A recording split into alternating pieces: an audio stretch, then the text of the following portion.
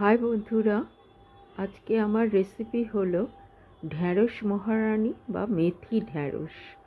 খুব অপূর্ব স্বাদ লাগে রুটি, লুচি, পরোটা সবার সঙ্গে খেতে। প্রথমেই দেখো কি কি লাগছে, সব উপকরণগুলো আমি সাজিয়ে নিয়েছি।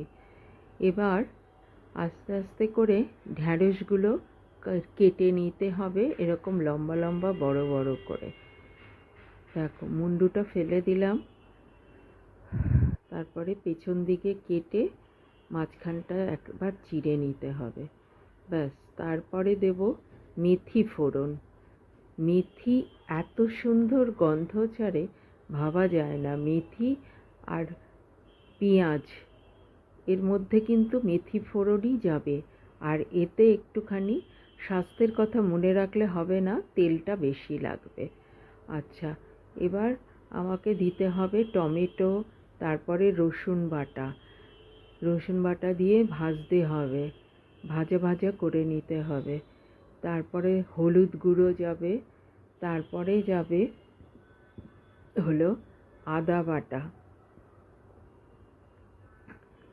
এটা দিয়ে ভালো করে কষাতে হবে, পুরোটাই কিন্তু কষিয়ে কষিয়ে রান্না হবে। জল কিন্তু একটা ফোঁটাও যাবে না, জল ছাড়াই কিন্তু এটা হবে। পুরো ঢ্যাঁড়স কষিয়ে কষিয়ে এটা রান্না হবে, অপূর্ব স্বাদ লাগে। আর একটু টমেটো কুচি দিয়ে দিলাম। এবার আস্তে আস্তে করে টমেটোগুলো সেদ্ধ হবে, খুব সুন্দরভাবে কষাতে হবে। আবার একটু নুন দিয়ে দিলাম, এবার পরিমাণ মতো নুনটা দিয়ে দিলাম, আর যাতে নুন না দিতে হয়। ভালো করে মিশিয়ে নেব। তারপরে কেটে রাখা ভেন্ডিগুলো দিয়ে দিলাম, আগে থেকে কেটে রাখা ভেন্ডিগুলো আমি দিয়ে দিলাম। এবার দেখো সুন্দরভাবে নাড়াচাড়া করে কাঁচা লঙ্কা কুচি, তোমরা যে যেরকম ঝাল খাবে সেইভাবেই ঝালটা আর নুনটা দেবে।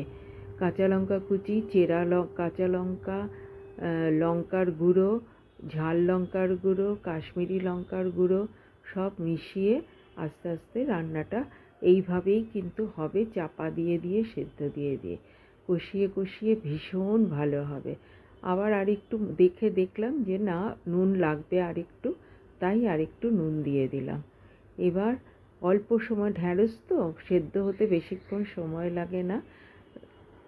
দেখো আমি কিছুক্ষণের জন্য চাপা দিয়ে দিলাম, ব্যাস হয়ে গেল আমার চাপা দিয়ে ঢ্যাঁড়সও সেদ্ধ হয়ে গেল। কতটা হয়ে গেল, রুটি দিয়ে দারুণ লাগে ঢ্যাঁড়স মহারানী বা